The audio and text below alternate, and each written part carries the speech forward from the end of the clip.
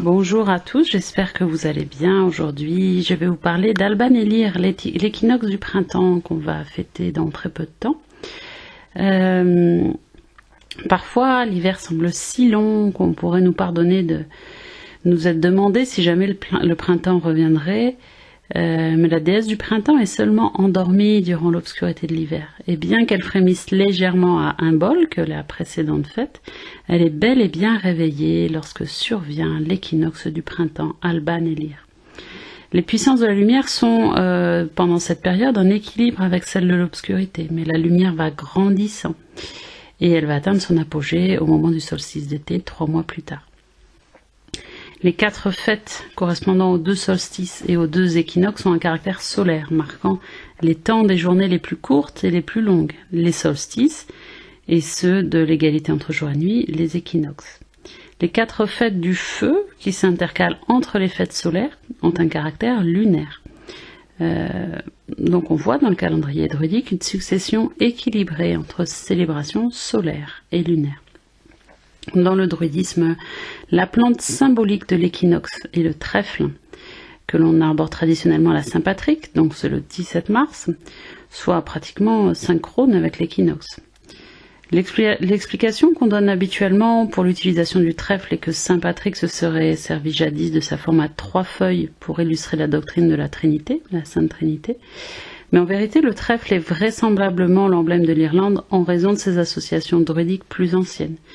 Et certaines autorités sont persuadées qu'il s'agit d'une survivance du Trignetra, une roue ou symbole solaire repris par le christianisme par la suite, puisque le christianisme est bien postérieur au druidisme. On accorde dans le druidisme une importance telle au printemps que 3 fêtes en relèvent. Imbolc, donc celle qu'on a fait la dernière fois, marque les premiers frémissements du printemps. Alban et Lyre, donc celle qu'on va faire là, son début plus franc. Et Beltane, sa pleine éclosion. Donc c'est la prochaine Beltane, au mois de mai. Avant qu'il n'évolue vers la qualité vraiment différente de l'été. Voilà, donc Alban et Lyre est posé au point d'équilibre entre Imbolc, la précédente, et Beltane, la prochaine. Il est aussi au point d'équilibre entre jour et nuit. Et il constitue le moment idéal pour nous ouvrir à la qualité d'équilibre dans nos propres vies. Donc, comment vivre la roue de l'année au moment de l'équinoxe du printemps?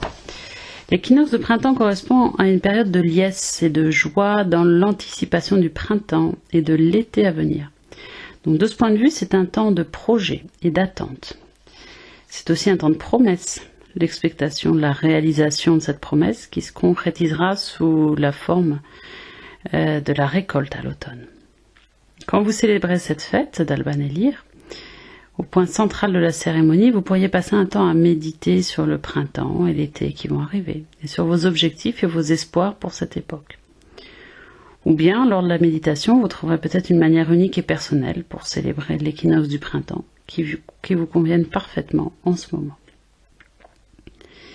Donc pour se mettre au diapason avec les énergies de cette période d'Alban et Lyre, on associe traditionnellement à l'équinoxe les plantations, la promesse, l'équilibre, le trèfle, l'élément air et la couleur jaune.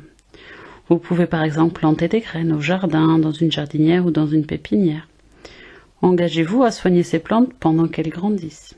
Vous pouvez aussi aller à la bibliothèque ou à la librairie et trouver un livre dans un domaine qui vous est totalement inconnu et qui vous paraît vraiment fascinant, que vous lirez vraiment, ou un sujet que vous découvrez réellement. On conseille aussi de faire quelque chose pendant 12 heures successives, par exemple porter un vêtement, écouter un compositeur, voilà, quelque chose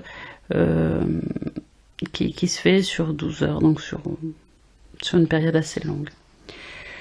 On aime bien aussi, à cette époque d'équinoxe, renouveler l'air, ouvrir les fenêtres, créer des courants d'air. Après la naissance d'un enfant aussi, on peut planter un arbre fruitier en l'honneur de cette nouvelle âme qui arrive.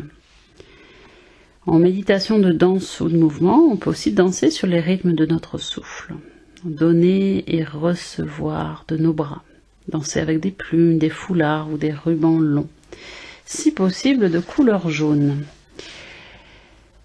Alors, pour la cérémonie d'Alban-Élire, il va nous falloir un petit peu de terre ou du terreau qu'on placera au nord, mais ça je vous le redirai au moment de la cérémonie.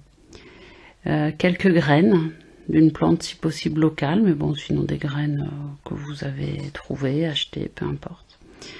Il va falloir préparer une petite coupe d'eau, une cruche d'eau, un pot à eau, comme disent mes enfants, et un brûleur d'encens ou un bol de feu, ce qu'on appelle bol de feu, un récipient où vous faites votre feu habituellement, où vous mettez votre bougie.